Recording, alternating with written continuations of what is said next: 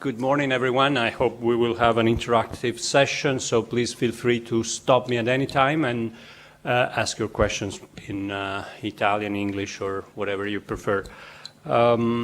So, together with Professor Prisco from the University of Florence, Firenze, who is also the editor-in-chief of a journal that is Internal and Emergency Medicine, which is the official journal of the Italian Society of Internal Medicine, but also a journal that deals with emergency medicine and has a very strong American component from, in particular, Boston. So he will come after me, and we have divided our morning in this way. So I will present the path of the author who prepares a scientific article, and he will represent the editor who receives the scientific article. So we will discuss how to prepare the article, and he will tell us what happens thereafter. So I will try to introduce the topic with some general concepts, and then I will move to more specific suggestions about the idea of writing a paper. Why do we have to write the paper? I always start with this slide because this is a very important topic to discuss. And this is very strong in the Anglo-Saxon word that is publish or perish concept. Now, publish or perish relates mainly to all of us who are involved in an academic process. So if your career is an academic career, publish or perish is extremely relevant. It is certainly less relevant for anyone else who is interested in research, who likes to write, but is not working in the academic environment. We have many colleagues who are excellent researchers but are not involved in the academic field. And for them, the publish or perish concept is certainly less striking. For academic people, as it is reported here, publishing is really the chief currency. And I think if you have heard of how the promotion of an academic happens, you know that this is really based on the number of publications and number of papers. So it is definitely the main source of validation of one research. Often the key indicator of academic success. So it's really important to be successful publishers if you want to follow an academic path. Unfortunately, in a way, it is also more important than your own clinical performance or community service or skills as a basic scientist if you are a skilled laboratorist, for instance. So it's very crucial to be involved in the publication process better sooner than later. Now, everyone who's been involved in research has been written something, maybe just abstracts to be presented at congresses. This is usually the first step. Of course, research papers. When we talk about publish or perish, publishing means publishing research papers, but also reviews.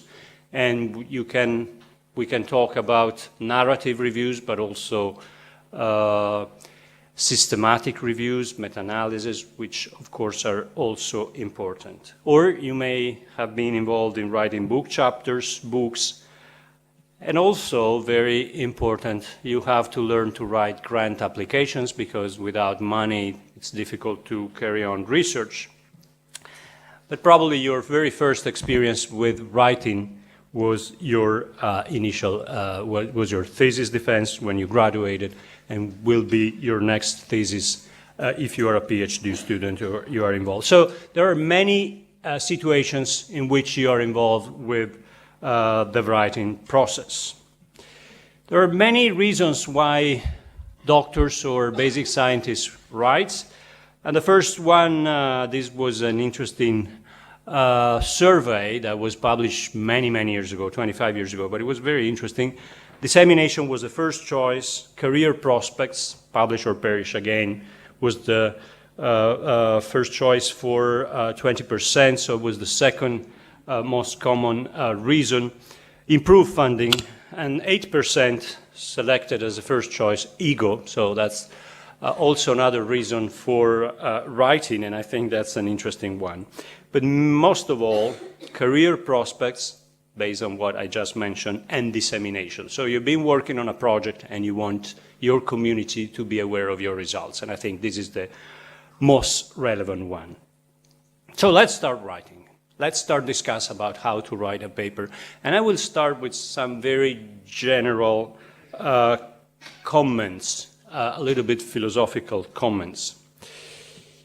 But first, some key tips. I will reiterate these concepts. I will come back again to all these issues. So please bear in mind all these items because these are extremely important. So how can we prepare a good paper? How can we prepare a good project for granting?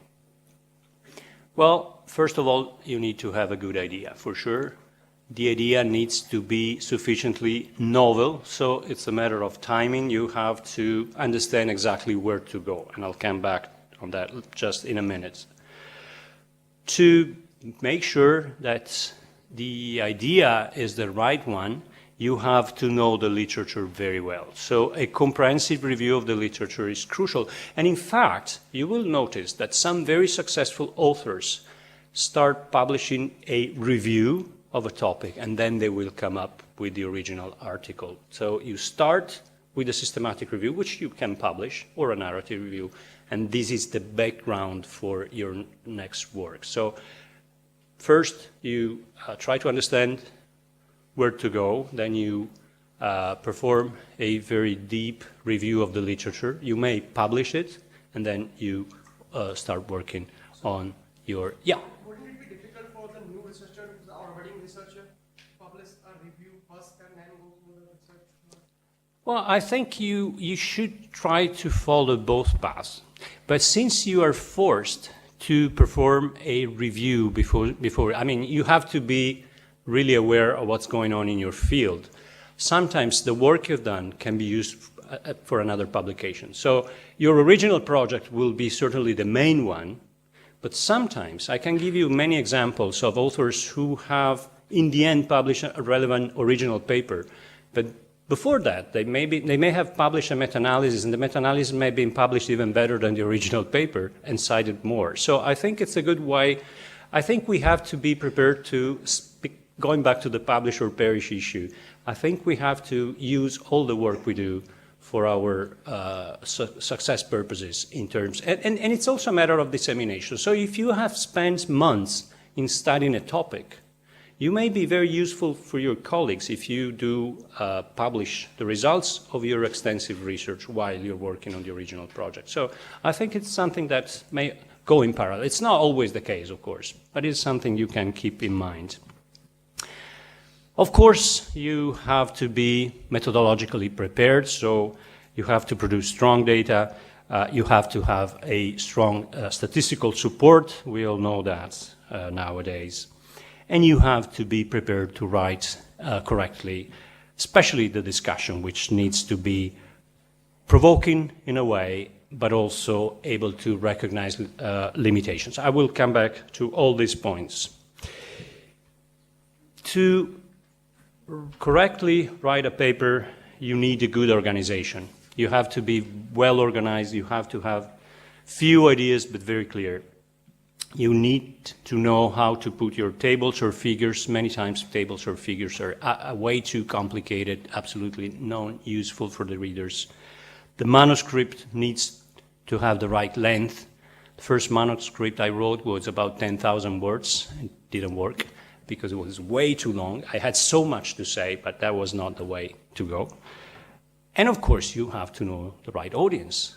There's no way you can publish well if you send your paper to the wrong journal. So these are really basic issues that I will reiterate over the next hour or so.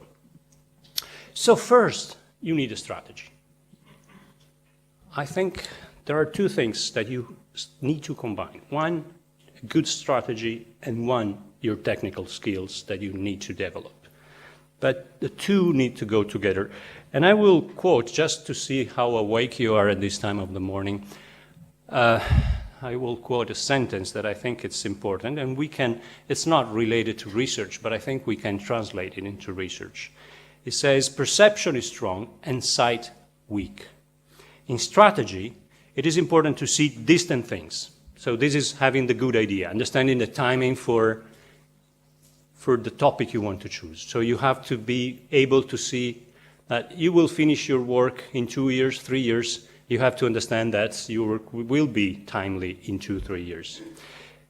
In the meantime, you have to take a distance view of close things. So you have to be able to see what you have around you and take a distant view of what you have around you. This will help you to understand what you can do with in the environment where you're working and with your colleagues and with the patients you're seeing and the basic research projects you're working on.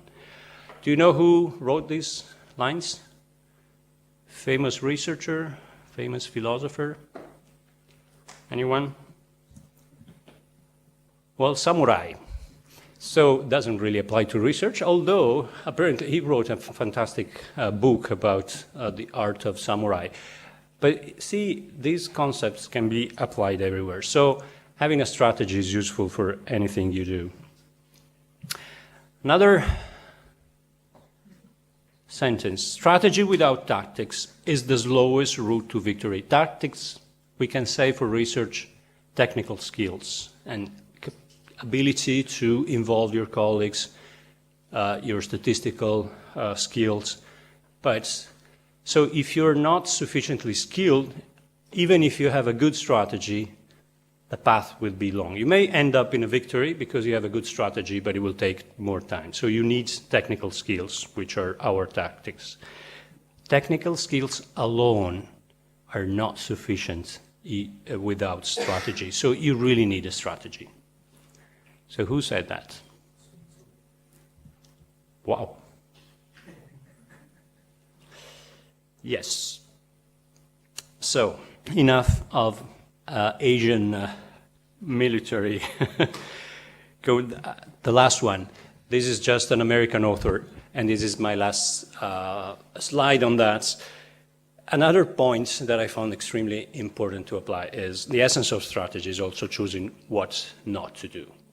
It's not easy sometimes. Sometimes we love an idea and we want to pursue this idea, but we have to be aware of what we cannot achieve. So there's no point if I have a rare disease, if I have only few centers collaborating with me in a project, there's no point that I write a project that aims to include 1,000 patients. It's sometimes choosing what not to do, where not to go is part of the strategy.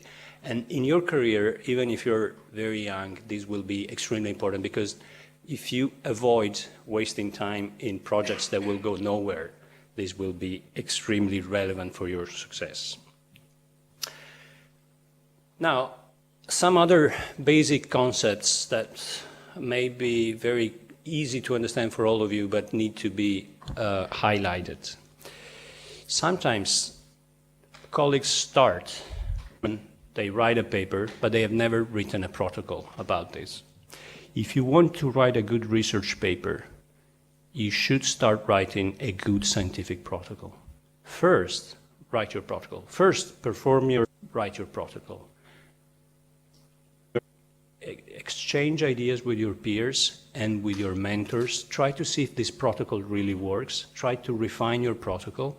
All the time you spend to write a good protocol is time you have saved to write the paper, because many of the things you have written down in the protocol will be helpful to write the paper, and the protocol will really give you a very clear idea of what you want to do. So defense for your PhD, or if you're writing your first paper for your first research project, don't start from scratch just with collecting data, but take some time to write your protocol. This will absolutely improve the likelihood of success of your work. So before you start a project, write a protocol. This is very relevant. Please. What is a scientific protocol? So a scientific protocol is something that sometimes is requested if you apply to a granting agency. They want to know what you want to do before they give you the money. So whether this is a public or private granting agency, doesn't matter, but this is where you start with. So it's a necessary first step in order to get money. But even if you're planning a study that requires no funding, or you already have funding that you can use, a protocol is what defines your goals. So it's exactly, it's larger than a paper, of course, but it follows the same paths, with the addition of some practical paragraphs. So you start with a background, you define the population you want to study, or if you're a basic scientist, you define the techniques that you want to use. You define the objectives, the outcomes, you define the statistical approach, and then you also add some other information like feasibility, so you try to understand how long it will take. These are all the questions that a granting agency will ask you. So they may say, oh, this is the best idea that we ever seen, but it's absolutely unfeasible. If they tell you before you've started the project, this is great. And even if there is no granting agency to answer to this question, and it's just within your peers and your mentors, this is great as well. Because, so the protocol includes many of the sections that you see in a paper with the addition of organizational aspects. You want to define clearly exactly what you're going to do for your study. And if this is written down beforehand, then your research will be way more successful in terms of quality, at least. What makes a poor research question? Because the protocol starts with a research question, and the research question is the beginning of the strategy. So you need to have a research question. Well, the first line seems to be quite obvious, but it's not that obvious. A question you don't care about. Sometimes you start a study because someone told you, we have to do that. But if you don't care about it, you will never be successful. You will never complete the study in the right way. And even more, if no one else cares. You may care about it, but then you realize that your community is absolutely not interested. Sometimes you may be right and they may be wrong, and in the long term, if you're stubborn, they will understand that you were right. But this is very unlikely. This is not the case in most situations. So I think you have to be really fond of your question. You have to be really convinced that you're asking yourself the right question. What you don't want to do, and this is what many people do, especially to speed up the research process, is looking at routine clinical data. This is easy to understand for clinicians, and trying to think of a question. This is not the way to go. I know this is common, this is quick. You can end up with some papers, but they will never be good quality papers. It's a good way to start, because we, especially, I'm talking to clinicians now, probably more, but not only to clinicians, we start thinking of projects by seeing our patients. You think, oh, this is something I don't know what to do with these patients, and I ask my colleagues and they don't know. We check the guidelines and there is no evidence, so why don't we do something? And this is how a good idea starts. But then sometimes you just look at your own data and you say, why don't we publish these data? Well, the quality of these projects will already be a little bit lower.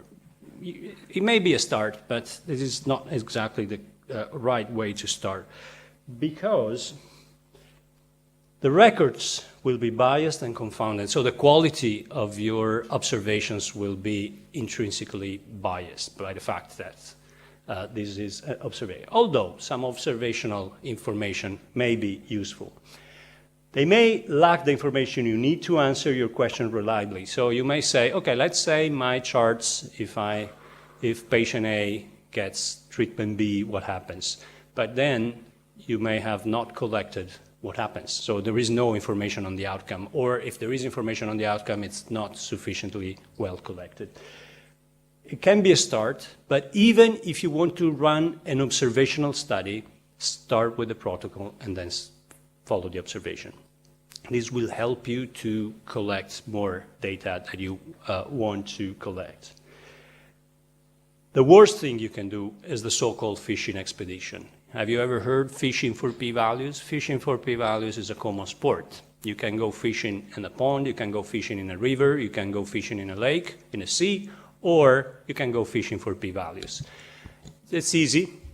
You have very nice softwares. You add all the data, and you try to combine this data, and I've seen that with my eyes many times, and then you come back and say, oh, hey, P.00005. Okay, so what? There's nothing behind that. It's just by chance. And there's no value in that, and none of the good quality journals will ever buy it. So never go data dredging, because you will really miss an opportunity. Again, this may be useful for you just to play with your own observations, with your own data, but it's just useful for building a project, not for writing a paper. Statistical analysis of these approaches is exposed to type 1 and type 2 errors, so false positive or false negative data, which may be due, this latter, to the lack of power, many other statistical reasons. So this is not the way to go. The second point is clarity. We think this is straightforward, but it isn't. We need to be clear. And clarity is something that you can improve by networking with your peers, with your mentors, anyone in your field who can really tell you, okay, you wrote something that I understand, or boy, I cannot read what you just wrote. So everything needs to be very easy to read, very swift, no room for ambiguity, and this is very common. Even if you have to write in English, and sometimes, you may feel a little bit challenged by the fact that English is not your first language, and you may think, okay, I will never be able to write because English is not my first language. But to write clear and simple sentences, it's not that difficult, even if English is not your mother tongue language. You're not asked to write a poem, a Shakespeare-like poem. You will not do that. Just few clear sentences, and sometimes it may help. English is a good language for that because it's a very easily structured language. So don't worry about this. You will acquire your style, work on your style, but follow your style. It has to be simple, clear, but just follow your style. You don't need to be like your famous hero in some very famous university. You just try to improve the way you write. Use short sentences. These are the rules. Short sentences which express single concept. For Latin speakers, Latin language speakers, Italians, French, Spanish, Portuguese, it's less easy because our sentences are more complicated. If you translate your sentence in Italian directly to English, boy, that is not going to be easy to read. Start with English. Don't start with Italian and translate. Start with English and make it simple. It will come simple because probably your English will not be so good to make it too complicated, but this will be perfect because most of the people write this way. So short sentences, single concepts, easy and clear. So remember this rule, if a sentence exceeds 3 lines, this is no go. Cut it in pieces. Short paragraphs. There's no way that a paragraph is, and while I'm saying that, try to think when you read a paper, when you read something that your colleagues have written, or when you read a paper in the New England Journal of Medicine.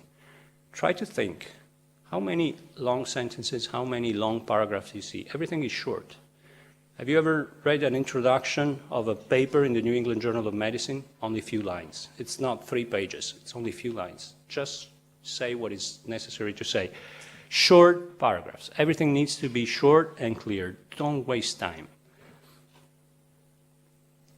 Avoid clever clauses or parentheses. Don't structure in a sophisticated way. There is no way it works. Good grammar and punctuation. Of course, you may need some help by English-speaking colleagues or someone who can help you. Sometimes it's useful. And anytime you're in doubt, keep it simple. This is the first rule that all North American universities teach, the KISS rule. KISS means keep it simple, stupid, and feel always like you're stupid until you don't keep it simple. Just keep it simple. Simple, simple, simple. Everything you write needs to be clear to you and to everyone who reads. People are not in your head, so it's very important that unless you're really dealing with something you're very familiar with and your English is good, keep it simple and there will always be no problems. Of course, when you write, you need to know your audience. One thing is to write a thesis for general colleagues. Another thing is to write a paper for a major journal. Another thing is to write a literature review for a general audience. You need to know where your paper is going to. So maybe you will be invited to write a paper on your field of expertise, and of course you have to know who invites you, because it may be a very general journal for a really broad readership, or a book chapter for a community of students, and you're not going to write in the same way as you would write for a major journal, of course. So this is really crucial that you know exactly for whom you're writing to. So strategy also means I'm doing that because I want to address a specific audience. You have to know where you are sending your manuscript to and why you're writing your manuscript for. Of course, the style and level of writing needs to be appropriate. And never forget to carefully read the instructions for authors. Now, let's imagine that we are at the end of our process. Our study was nice, it's nice, the results are good, I like what I've done, I'm writing my paper, and I decided that I want to go to a good scientific journal. And I know I have to write simple sentences, but the paper needs to be technically adequate to my journal. How can I further improve it? Read the instructions to authors, because all journals are different. They all put some own rules, some specific rules. Don't miss these rules, because editors, you will learn about that, maybe a little bit picky in that. And try to read some other articles that were published there. Take some time to read what has been published in this journal, so you will see what kind of style they have accepted. I think this will always be useful.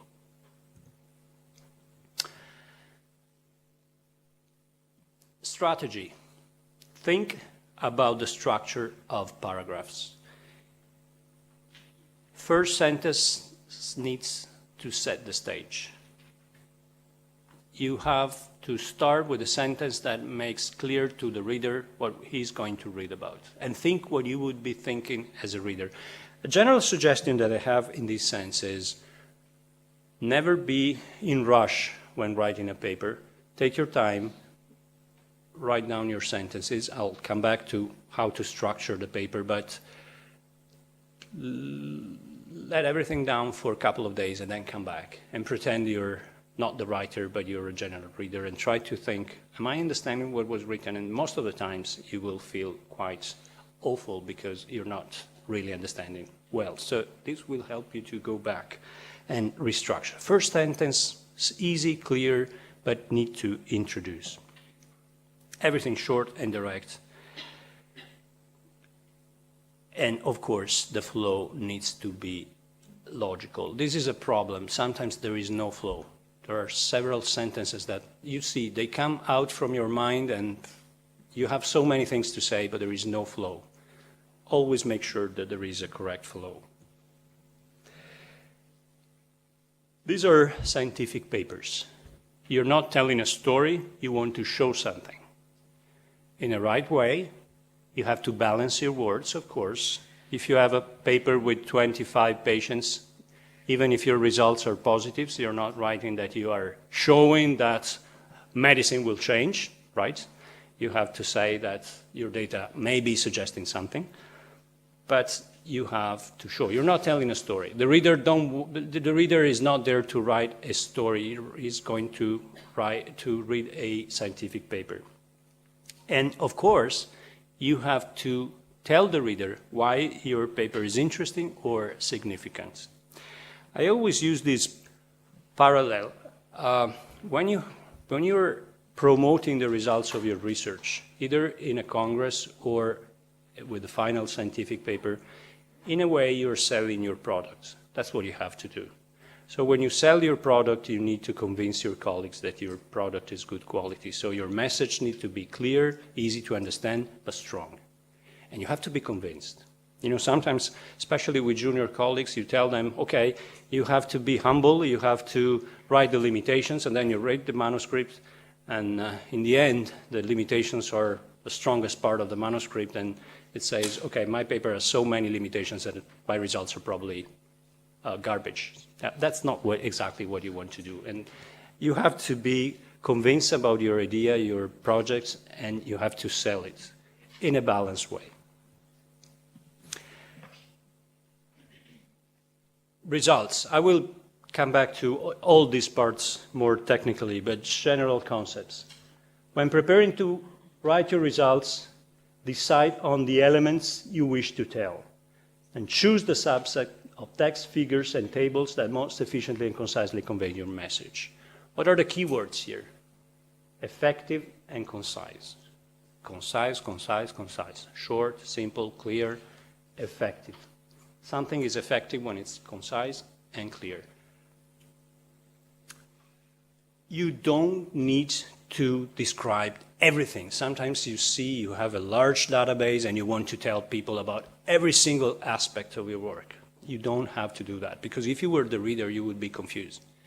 If you tell me about a population of patients and you want to tell me that your main outcome was such, but also if the baseline characteristic of the patients, and you want to tell me exactly that everything, that there will be too many results and the reader will be confused. And you don't understand where the writer is going to.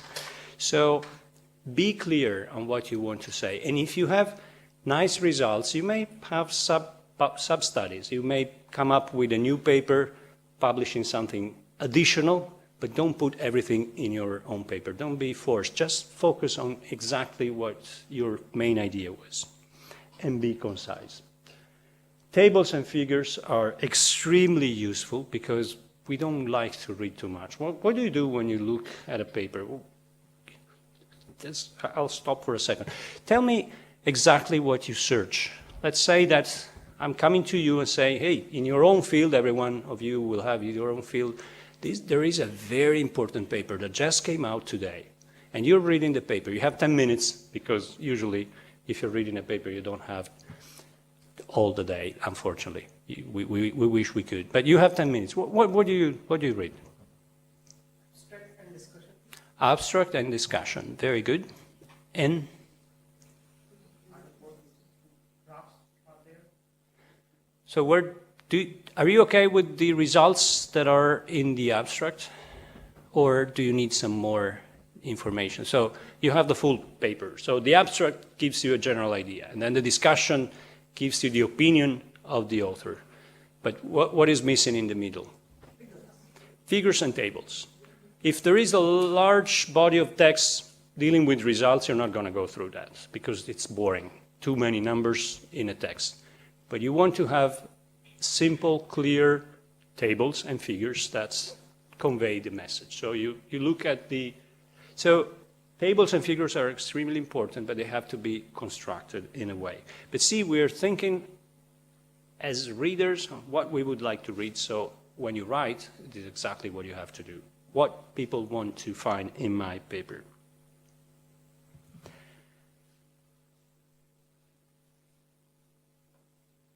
So the abstract, discussion, introduction. Of course, you start with the results, and the methods. We have these parts that we will put together later on. But actually, let's stop for a second. I know my methods. Methods should be there. If I've written a protocol, my methods are already there. So methods and results are probably the easiest part. Results, I need to identify which results I want to highlight most. Methods, they're there. Now I need to build around that, introduction and discussion. So you go from the abstract to the discussion, but some people will read the first parts of the introduction. They want to know what's important about this topic. So if you are very familiar with the topic, you may jump the introduction because you know all that. You say, okay, I know why they did this paper. I just want to see what came out. But if you are a general reader, you may want to understand what was before that. Why did they do that? So the introduction is relevant to set the stage for your own thinking. Start very generally and leave it in the end. You want to make clear what is going to be presented in the results, and then you will come back. So the message here is don't start from the introduction. Isn't it strange? I usually start from the abstract and then the introduction and then the methods and then the results and then the discussion. And then I learned this is the wrong way to go.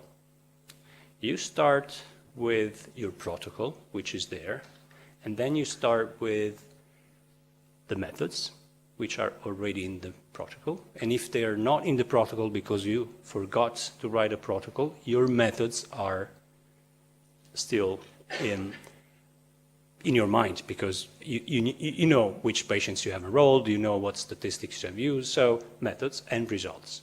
And this is the core of the paper. You start drafting the introduction, you start drafting the discussion, but it's not refined. They will come in the end because you really want to fine-tune the initial and final message based on your results. So first, focus on results and see how well you can show what you found. And then you start writing the introduction and the conclusion. And in the end, the abstract. The abstract is always the final part to be written because this is the summary of everything that's been done. You need to have your ideas very clear. So methods, results, tables, figures, very short draft of the introduction, very short draft of the discussion, and then you focus on the introduction and discussion, and then the abstract. This is what you need because your paper is what you use to sell your results. Discussion is awful. Everyone knows how to write an introduction. Sometimes introductions may be too long, but if you are aware of your topic you're dealing with, it will be quite easy to write a good introduction. Just make it short, simple, but it's not the most difficult part. The most difficult part is indeed the discussion. Do you agree with me, anyone? Have you ever struggled writing a discussion? It's a nightmare. You know, when you're done and you think, okay, I'm almost done, I need a discussion, oh my God, what I'm going to say. Well, there are some rules, and the rules help you because there's nothing worse than a discussion that means nothing. Discussion needs to be concise and follow some very easy rules. Begin with a short restatement of the most important points from your results. Your colleague just said exactly what most people do. They will go to the discussion right away. Why do they go to the discussion? Because they want to hear how the author has interpreted his results. So the first part is a summary of the results. You don't have to repeat the numbers. But if you have found that treatment A is better than treatment B in the results, and in the tables you have the numbers, the p-values, and the hazard ratios, whatever you need.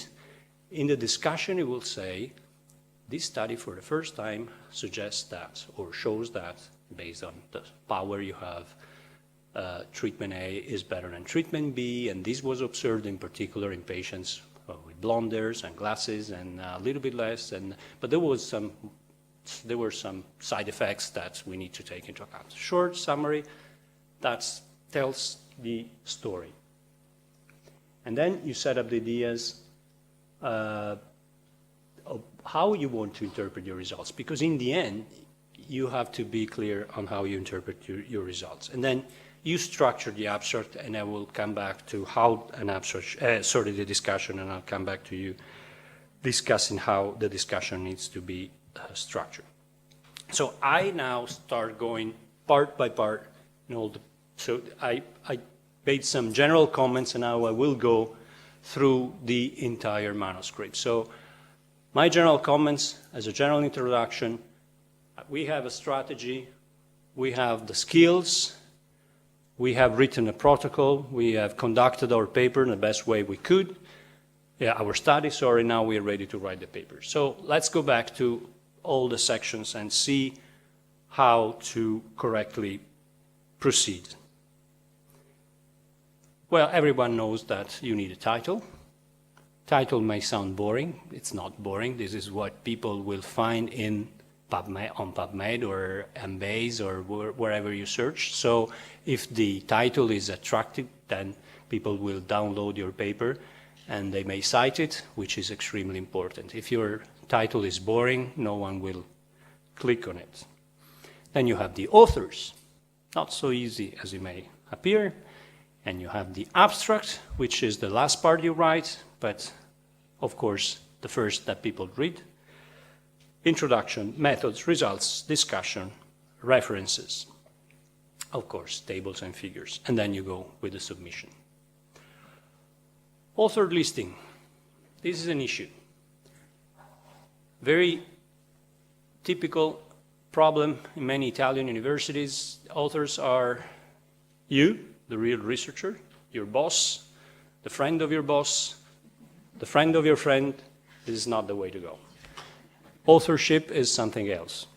Include those who have made an intellectual contribution to research, and this is true. It's not just because you owe something to someone else, or just because the main director wants to be in every paper. This is not really correct. Sometimes, of course, you have to accept it. You're not in a position to decline, I understand. But authorship is a serious thing, and some journals may be extremely aggressive on that. Intellectual contribution, so all people who have really shared with you the ideas and help you with the conduct of the study. Those who will publicly defend the data and conclusions, who have approved the final version of the manuscript. Don't send a manuscript without having it reviewed by all authors. This is awful. When an author finds out that the manuscript was published and he wasn't even aware that the manuscript was written and prepared and submitted, this is not nice. So preserve your networking by being very respectful with your colleagues. Involve everyone, because this is what you're going to state to the journal. Everyone has approved the manuscript, and sometimes this is not the case. Order the names of authors can vary. Of course, there are rules, follow the journal's rules, but we know that the first name and the last name are the most important. The first name is the principal author. The senior author is in the last position. And then some journals may allow you to make some distinctions if there are two senior authors. Yes?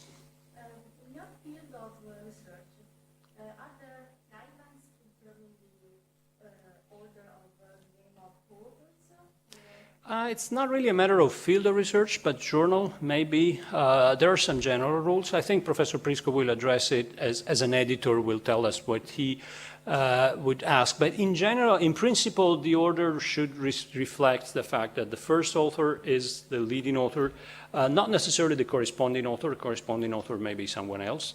The senior author is the last one. And for your publish or perish thing, of course, these are the two positions that you really need to have sometimes, because if you're always in the middle, your contribution is perceived to be less important. You've been part of the study. Sometimes, you know, you end up in the New England Journal of Medicine as the sixth author, and what you've done, you just recruited tons of patients. This is not exactly a main contribution. This is not exactly probably what the community will judge. So the first and the last author are the most important. The second author may be important, but for academic reasons may not be. Maybe. There's also the possibility to have two main authors. Maybe the second author, you say Yeah. both authors. Yeah. Some journals allow you to do that, some others don't, but I would say this is important to clarify who has made the main contribution. But always double check, and in case, write to the editor, and the editor will tell you what to do, and he will suggest you what to do. I think writing and communicating with the editors is very important. We will learn that later. I was mentioning the fact that the title is crucial. Title is a nice exercise. The title must be appealing. The title must be sexy. No way you can combine the word sexy with an article, but this is what we need to think about. It describes the paper content. If it does not describe the paper content, then it's a wrong title. And it refers to some keywords. But this is crucial because people will search in your area by using keywords, and if the title reflects the right keywords, it will be easier. It is the advertisement for the article. Do not use abbreviations and jargon, but usually editors will tell you about that. They will suggest to change the title if the title is not appropriate. And again, go look for instructions. And it will be requested to search engines for indexing databases. So this is something that most journals will ask you to do. But title is crucial. Short title, don't use long titles, short titles. Some journals, many journals have limitations for word count and space limits. Abstract, it doesn't come first, again, it comes last, but it's the most important thing. Why does it come last? Because it's the shortened version of the paper. So until you have not completed your paper, your abstract may not reflect your article. So you want to know exactly what came out in your paper, and then you're ready to prepare the abstract. The structure of the abstract changes from one journal to another. Some journals just want a summary, unstructured summary. Most journals want a structured summary. The headings may change from journal to journal. This is why you really need to follow the instructions. But what you want to say is to define the objectives, how the study was done, results, significance of the results. This is a great exercise for being succinct, for being prepared to write short sentences, because usually you have 200 to 250 words and you want to put everything in there. So you really need to focus on what is crucial. So one sentence for the objectives, just set the stage and say, there is a lack of information on this topic and we decided to do that, and this is how we did that. These are results, and these are our conclusions, which are a very short interpretation. Few sentences that will tell most readers about your work. Most readers will stop there. So if your abstract is good, your paper, your study, your efforts will be evaluated properly. If not, your article will be misunderstood. Because the reader can decide whether or not to read the whole article. Common mistakes about the articles. Too much background or methods information. This is not what needs to be there. Very basic concepts for the background, very short and only necessary information for the methods, only what really needs to be there. Otherwise, it will take away room from results and interpretation. Figures or images, they should not go in an abstract. References should not go in an abstract. Abbreviations, depends, some journals will allow. But again, this is easy if you follow the rules. Now let's go to the most difficult parts. Do you want to break for some discussion now or anything that you want to clarify? Are you okay? Okay. Introduction. As I mentioned earlier on, this is something that we need to add at the end. You may start writing some short ideas about what you want to have in your introduction, but don't worry, you will refine it in the end. What needs to be done in introduction? So what do you want to find in the introduction of a paper that someone else has written? You want to know why the study has been done, what was in the literature before. Was it really necessary to run a study? Now, I mentioned the New England Journal of Medicine, and usually if you find a paper in the New England Journal of Medicine, the reason is that it was really a necessary study. But we are talking about many, many, many other journals and many papers. You really don't know whether they were necessary or not because they are not so game changers. So they are good papers, possibly, but you really want to understand why these papers are useful. And so the first thing to do is to set the stage and discuss previously published studies. This is where your knowledge of the literature is crucial. And again, if you have already, especially if you're running an important project, if you've written a sort of review for your own purposes of the topic, this will help. You want to explain the current study is of scientific interest. So you want to sell your product and you want to say, my study is important because it will become apparent later, but you want to set the stage. The introduction is organized to move from general information to specific information. Start with some general sentences about your area and then move to more specific information. Don't make it a systematic review of the literature. Few sentences, just summarize, just brief summary of the most important papers. Don't go into details. You know why? So let's say that your study has been inspired by 10 other studies that were previously there. You want to add something to what was previously published. So you found in the literature 10 studies that have addressed your area, and you think that you have added something. At this stage, you only want to mention that there were 10 studies, and you want to briefly summarize the main results of these studies, making clear why there is a need for the 11th. So you don't want to say, these studies have shown it all, so my study is absolutely not necessary, but I need to publish because otherwise I will not get my academic. That's not good. So you summarize, and then you, in a way, make the reader understanding why there is room for this 11th study. But you're not going into details. These details may be useful for the discussion, because in the discussion there will be a section in which you compare your results with those of the most relevant previous studies. So this is where you're going to discuss in more details. In a discussion, you will say, my study compares well with the study by Dr. Rossi et al., or my study leads to completely different results from the previous studies because my population is different, my population is better selected, my population was assessed in a different way, whatever you think it's relevant. So leave it for the discussion if necessary. Don't go into details there. Few studies and the relevant ones.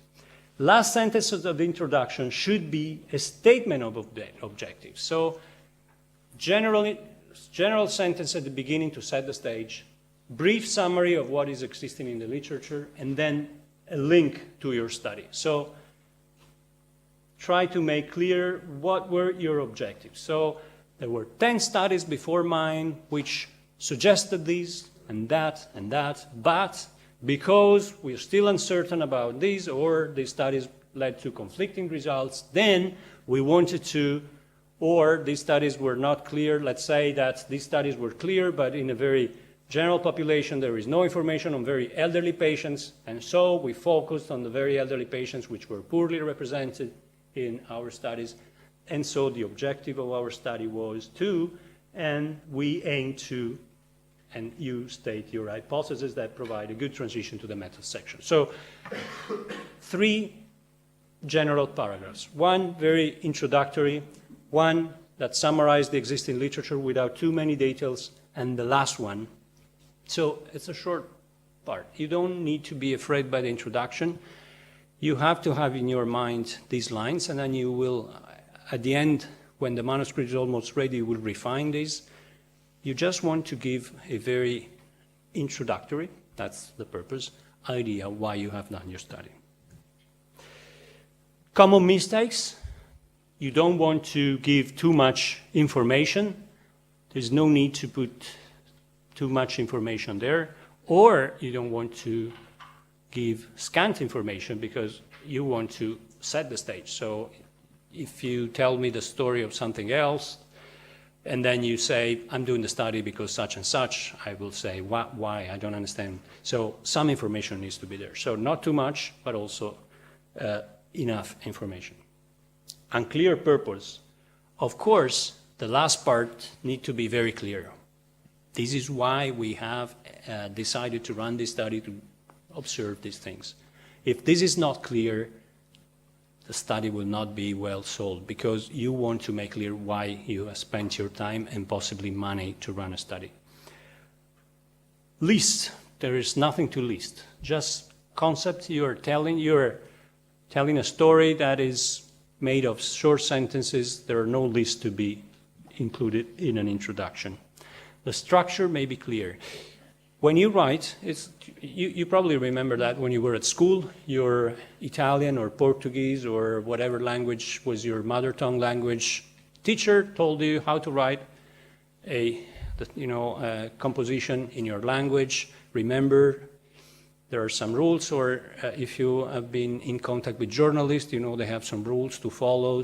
That's exactly the same thing. So the structure needs to be clear in your mind. 3 areas for the introduction, and that's it.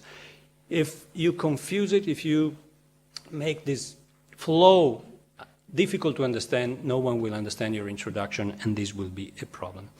Don't tell first-person anecdotes.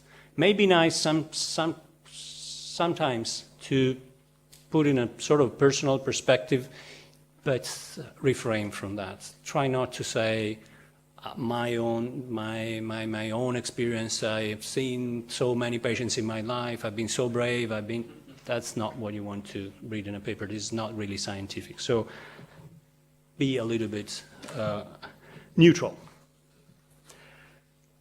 Methods and materials. This, again, is usually the first part that you write. And this, if you have done your work correctly, was already in your methods paper. So it's already there. Your protocol includes the methods. The protocol knows what was before, so the protocol summarizes the literature, so you already have that in your protocol. The protocol describes your methods. It is becoming more and more common to write, especially for large studies, the protocol paper. If you look in the literature, there are more and more journals, even important journals, that will publish the protocol paper.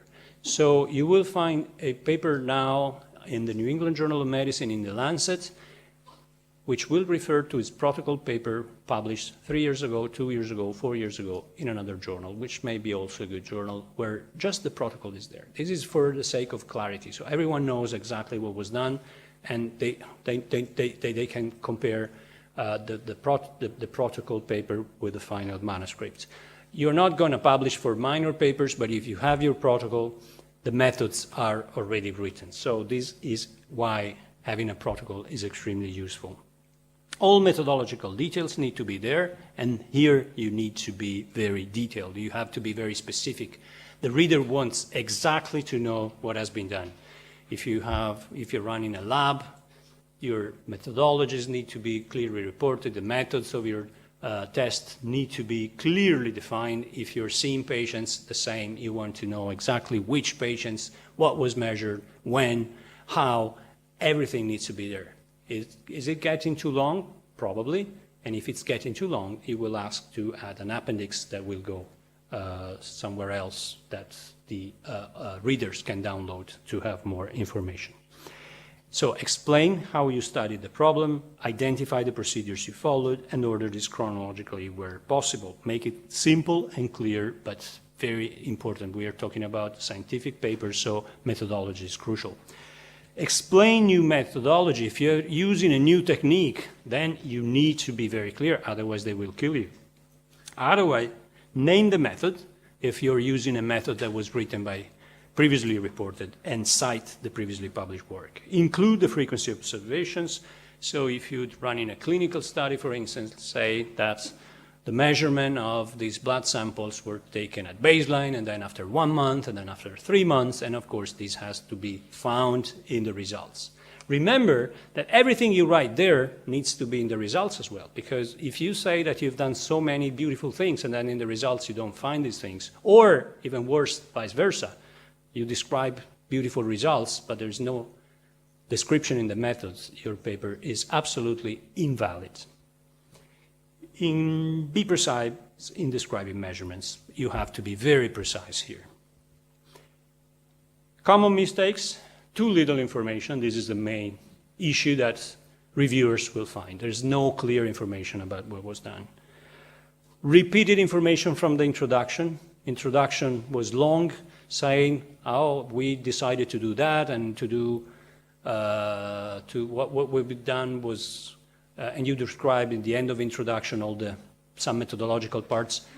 Avoid redundancy. The reader will not like to read the same thing 5 times in a manuscript. There is always one spot for every part. Don't be verbose. Don't report results. One common mistake I see in the methods, you say, we enrolled 2,021 patients, and that's not the place for results. No results in the methods, just methods. Don't confuse the readers. And don't confuse yourself, because sometimes if you put results here and there, they may not be consistent, and this will kill you in a definitive way. Results. So you want to know exactly what you want to present and how. Now, you may be spoiled by the fact that in your center you have a fantastic statistician who comes with 5,000 tables, all kinds of statistical tests, many p-values, and you're confused. You say, what am I showing here? Don't start until your ideas are clear, until you go back to your protocol and you say, okay, I'll start from here, then here, then here, and it's all described in the statistical section of the methods. Follow the same strategy. So report the main results exactly as they were reported in the methods. So with the same order, start from the baseline characteristics and then go to the main outcomes of your study. Of course, it very much depends on what kind of paper, if it's a basic science or a clinical paper, there will be changes, but still focus on what is really necessary and what is really the essence of your message. Don't try to put everything in there, because no one will understand. Exactly as you did not understand the tables you received from the statistician. Don't spend time interpreting your results. This is another very common mistake. In the results section, there are sentences saying, okay, we found this result which was suggested that, no, this is not the place for just numbers, just results. Clear, simple results. Not too many, the rest goes in tables and figures. Tables and figures need to synthesize everything that we want to show. Use the text of the paper to state the results of your study, but only the main results, and then refer the reader to a table. So my population was all the was I don't know, they had the mean age was 69 and majority were female. Remaining baseline characteristics are reported in table 1. There's no need to say that all the other, to report everything else there. And then the results, again, you say my main result was such and such with the p-value, whatever you want to put, hazard ratio, whatever is needed. The secondary results are described in table 2, and you go to table 2. There's no problem. Just don't make the text too busy. Keep it simple. Again, keep it simple, stupid is our rule. Common mistakes. Raw data needs to be, of course, analyzed, so you have to be aware of what you're putting. Redundancy, there is no way to report the same data many times. No discussion or interpretation, as I mentioned. No figures or tables in the middle of the results section. They all go somewhere else at the end. No methods or materials. There is no need to say that your analysis has been such and such. There is no need to say that you use this beautiful test for statistics. This goes in the method. So avoid redundancy. This is another secret for being clear. And this is the nightmare, as I mentioned earlier on, of all of you. So all of us, absolutely. So I've started with the methods, clear, very precise methods. I've reported my results, easy to read, tables and figures to support my results, nothing else than results. I've drafted my introduction. It's not definitive, but it's drafted there with the 3 parts, the 3 paragraphs, and then I'm dealing with the discussion. I'm starting the discussion as soon as I'm very clear about how I want to interpret my results. If I'm not clear, don't even start. Sit down with someone else and try to interpret the results. You want to be very clear. Sometimes results are not as you expected them to be. They are confusing, especially if it's a small study. You don't know exactly how to explain your results. Don't try to explain your results if your ideas are not clear, because no one else will be able to understand. The only thing they will understand is that your results are confusing and you're not a good researcher, and then your paper will be wasted. So, interpret your results in the light of the numbers you have and also in the light of previously published papers. Here, you can add additional information from the sources you have cited in introduction. Here, you can go in more details. Here, you can compare the fact that you have found an excess of something and compare it to the results of the previous studies. But most of all, what I want to tell you, and I think this is one of the most important things I've learned in my life, and it is not a secret because it's reported in many papers. The Annals of Internal Medicine have this table in their methods section. There are some journals that really tell you, please follow this structure, because most people don't structure their discussion. Please follow these rules. Please remember you have 5 sections, and these 5 sections need to be there. These 5 sections are crucial in order to have the manuscript discussion easy and clear. This is where you're explaining your results. This is where you're telling your colleagues, your peers in the world, that your study is worth reading and citing. Summary of the results. Few lines summarized. No need for numbers. Explain what you have observed. You have found something. You are suggesting something. You failed to find something. Sometimes studies are negative. I couldn't see what I expected to see because such and such, because I had to stop my study earlier or I did something wrong. Just explain. Summary. No need for numbers unless you want really to highlight something extremely important. Summary. This is where most readers will go. Second part, interpretation in the light of other published results. So you start by saying, okay, my study suggests that 1, 2, 3, and found that 1, 2, 3. As compared to the study by X, Y, Z that I have mentioned in the introduction. My study is different in this, is consistent in this point, so you here interpret. Because here you will tell me, so the reader will say, okay, why these two papers that are well-known papers by other researchers have led to different results from yours? Why? You're telling them, because my study used a different technique, because my study measured the outcome at a different time point, because we used a different, whatever, different population. You tell them why, and it's your interpretation. If it's clear, easy to understand, it makes sense, then you're okay. Third, implication of your results. Now, if you think that there is absolutely no implication of your results, you're in trouble. There must be an implication. Even if the implication is, this is not the way to go.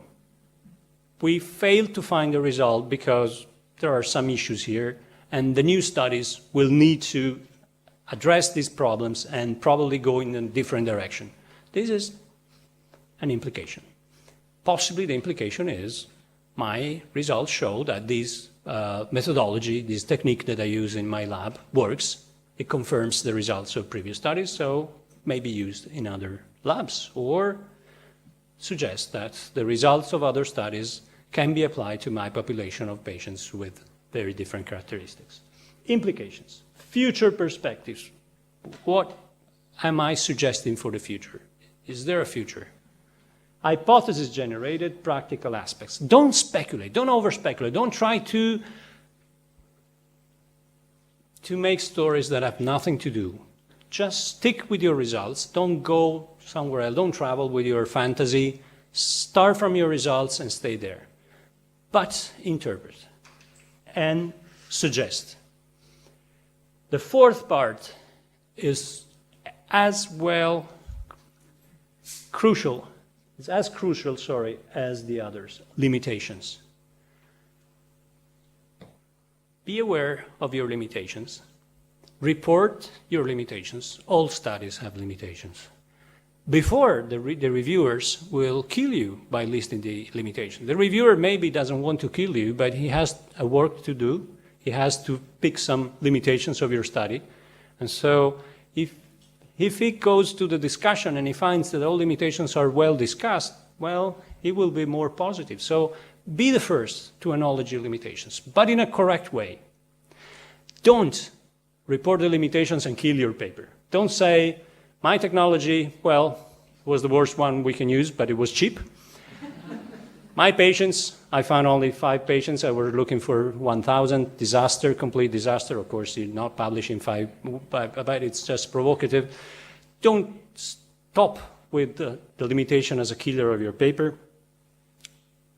Try to defend a little bit your limitation. You may say, okay, my study was retrospective, but I paid really great attention to the collection of data. I went back to all the patients, I asked them for all the information I could need, so I've done my best.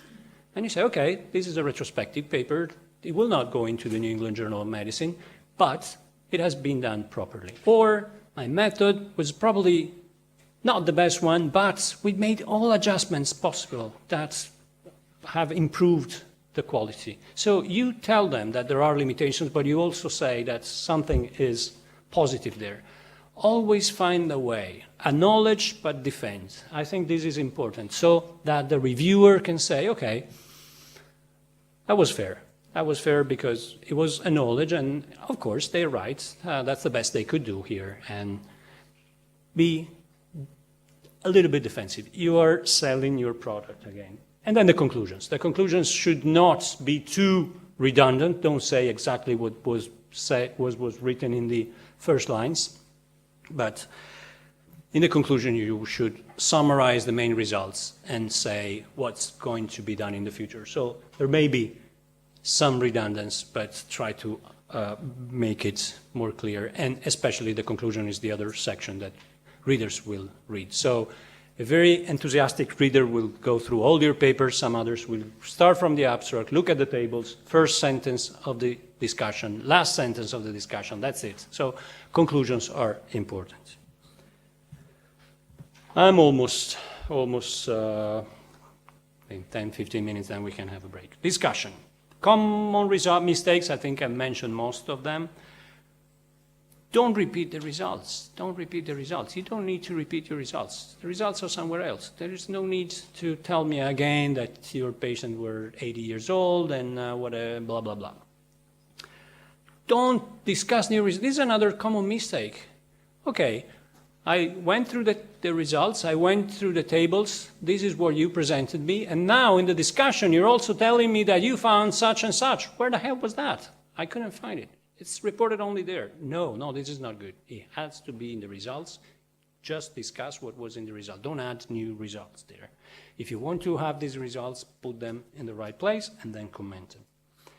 Don't make too broad statements. Be clear, simple, short sentences. Discuss, be balanced. So if your results are inconclusive, well, the literature is full of inconclusive studies, is full of negative studies. Don't try, I said you have to sell your products, but don't oversell it. So if your results are negative, don't try to push it too hard. If your results are inconclusive, don't say that, well, yet, but I would use this drug for my patients because I think it's a good drug. No, your results are inconclusive, so please refrain from be overstating. Don't use ambiguous data sources, so be very clear with your data sources and be careful about missing information. Okay, so now methods, results, draft of the introduction, discussion, then I go back to the introduction, I complete my introduction, tables, figures are already there, abstract, title, authors, discussion with the authors, involve your co-authors. They will give you some interesting observations. Even if they are not good writers, they can tell you, oh, sorry, I don't understand what you said here. That will be helpful. The manuscript is almost ready. You are very excited and scared. Now you have to select strategy. Select your journal carefully. This is strategy. You want to know where you have success. You may be ambitious. Don't be too ambitious. If you have a small study, don't go to a journal with a huge impact factor. Try to find the right journal. Don't need to go to the worst one from the beginning, but try to target the correct journal. Read the aims and scope of the journal. If you're not familiar with the journal, make sure that this journal is interested in your paper. Sometimes it's not nice to have a reply letter from the editor 2 days later saying we're not interested in this topic. That's not good because it shows that you're not familiar with their journal. Think about your target audience and the level of your work. Do you have a realistic chance of being accepted? Don't waste too much time. Most papers travel a lot. They go back and forth from journals. Be patient. This happens to everyone, but the better you target your journal, the less your paper will travel. Follow the guidelines, and remember not to submit the same paper to a journal more than one. Don't submit to two journals concomitantly because you're going to be in a big trouble if they will find out, and sooner or later they will. So, look carefully at a selection, talk to your supervisors, ask your supervisor, they will be experienced, they will know which journal fits for your results. Don't try to go to Nature unless everyone agrees it's worthwhile, and usually no one will agree. Consider impact factor. This is one of the reasons why we select journals. It's important, so prefer journals with an impact factor, and of course the impact factor will be consistent with the difficulty of publishing in the journal.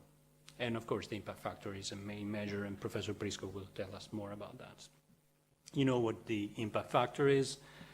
It's the average number of times published papers that are cited up to 2 years after publication. You will tell us more about this, so I will not waste time, but citations are important. So you can help a journal to grow if you cite some articles from that journal in the future. So it's a matter of citation. So if you want to have your paper published and cited, you need a good journal, and then you have, of course, to hope for other colleagues to cite your paper. There is also an immediacy index, but I won't spend time here. It's okay, we are almost ready. Few more things to know. Big excitement. Remember, you don't get what you deserve, you get what you negotiate. This is a very typical US proverb. We need to negotiate with our peers and also with the editor sometimes. If very good papers may not go where they deserve. Some less good papers may be published in highly respected journals, and when you read the paper, you say, well, how the hell did they made it? I mean, if I send the same paper, they would probably laugh at me. Well, because they were good in explaining why the journal should have been interested. And we know in Italy some colleagues who are just great in doing that, convincing the New England Journal of Medicine, publishing observational papers, which are not in their, usually in their domain. But this is because they negotiated well. So they are not good scientists, but not only good scientists, they're great scientists, but they can also negotiate. So this is always something to remember. Don't be shy. And so the cover letter is not a useless approach. It's not something you have to write just to say, okay, I'm sending you my paper because you're the first journal that came up to my mind. The editor will not be very happy. So the editor will read it. The editor will be attracted by some sentences you put there saying, trying to explain why you think your paper is important. And if he's attracted, he may say, okay, I was going to say no, but the cover letter makes a good point. Let's what my associate editors will say. So it's an important part. So always remember to try to be convincing, and then, of course, follow what is requested. Statement of each author contribution to the original work. This is very important. The journal wants to know that you're not adding co-authors just because you're your cousins, friends, and anything else. And all the information that is requested there. Well, the next talk actually will focus on what do editors want from papers. I'm saying that from my point of view as my role now as an author. They want importance, they want originality, so they will not be interested in a paper that says I'm the number 55th paper that repeats the same test and comes to the same conclusions. That might not be too attractive, so explain to me why your paper is original. Explain to me why it is relevant to the readers. But you know what most editors ask to their reviewers? Send me your assessment thinking, would you cite this paper? So this is what the reviewers are asked to consider. Would you cite this paper? Would you consider it? Because the journal is interested in citations, because the journal will leave us citations. So that try to convince the editor that your paper will be cited, okay? Of course, they want the truth.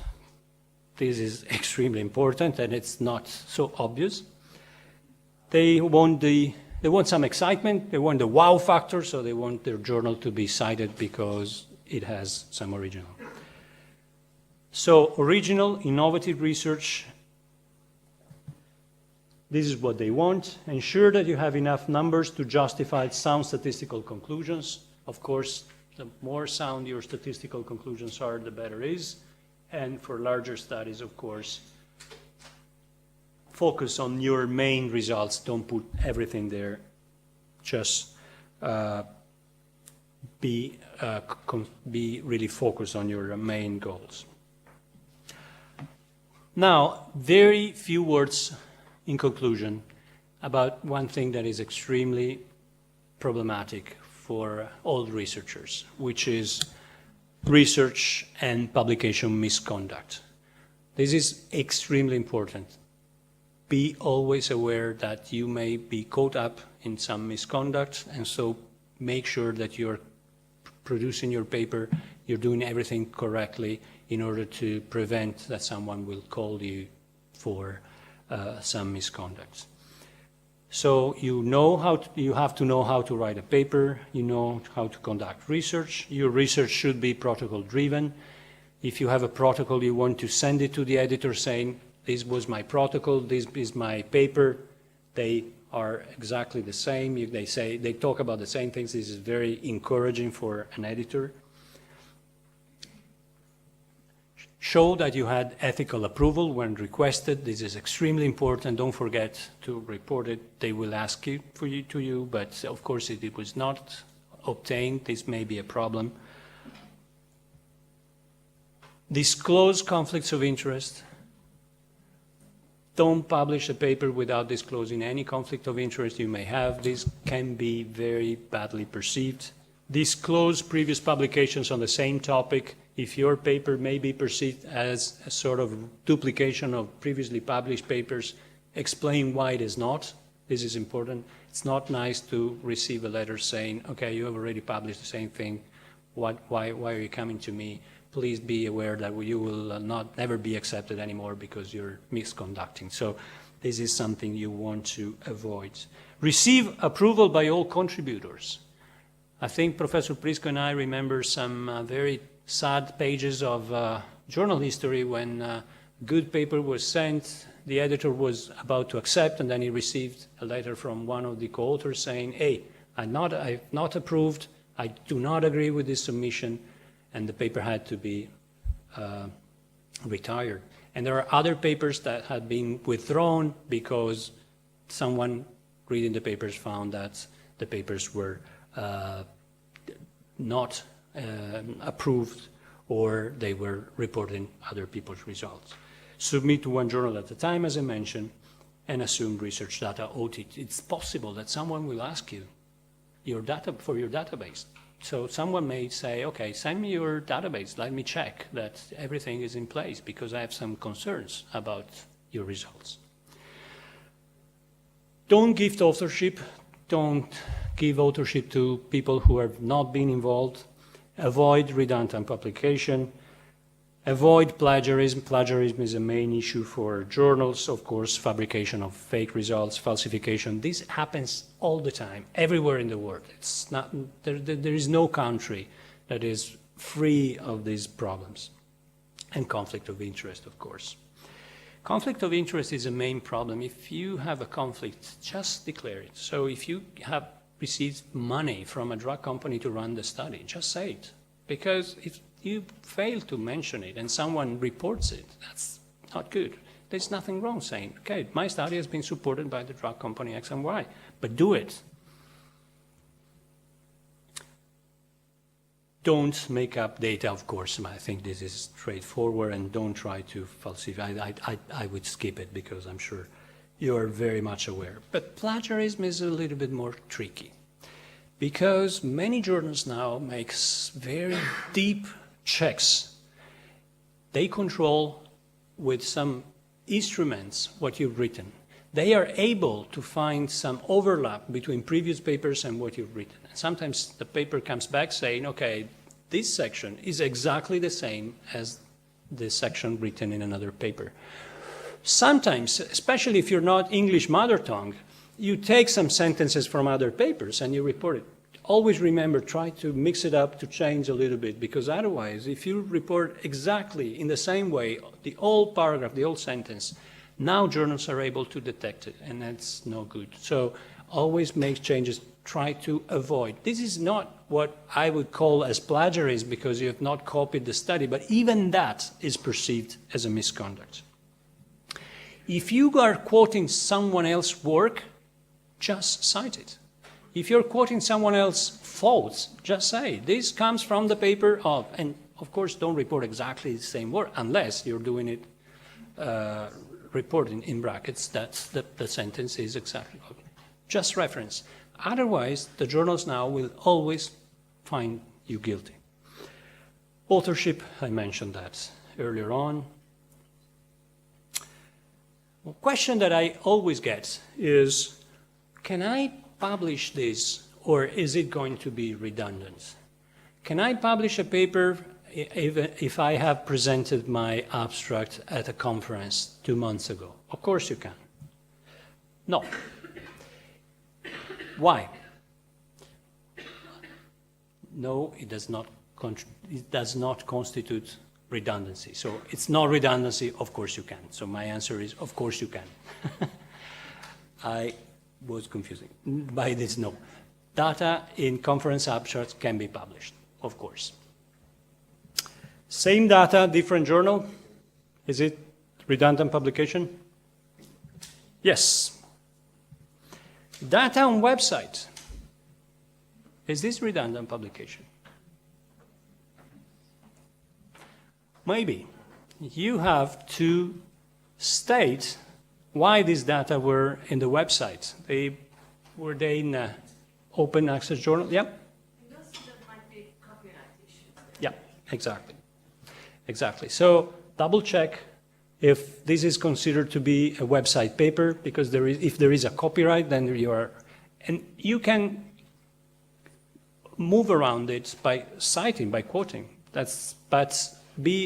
Make sure that these are not your same results, because these are your same results and they are in a web page that is considered an article. So don't be too confident and check.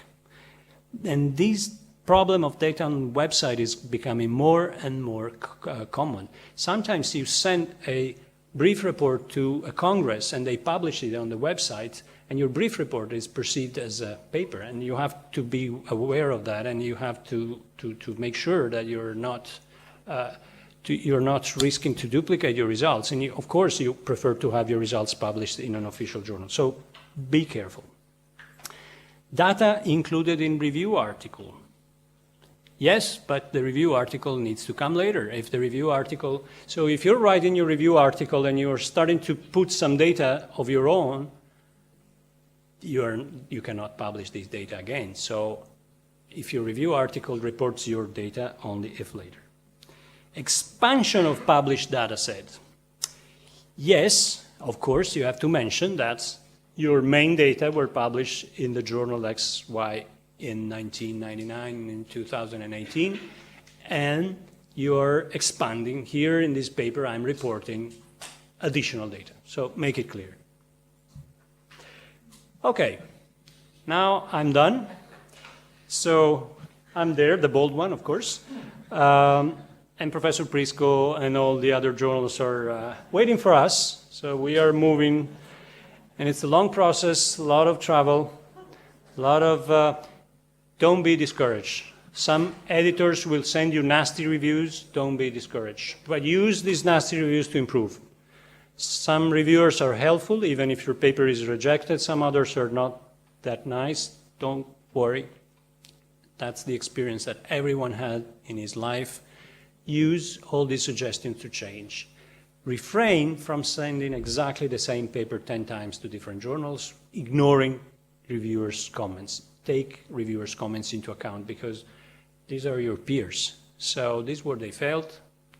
They are not necessarily right all the time, but make sure you have incorporated their wise suggestions. Not all suggestions, but I don't think it's a good move just to say, no, my paper is perfect, these reviewers are completely stupid, I'm going to the next journal. Oh, again, stupid reviewers, bad luck. No, this is not bad luck. There is a problem with your paper. So amend it.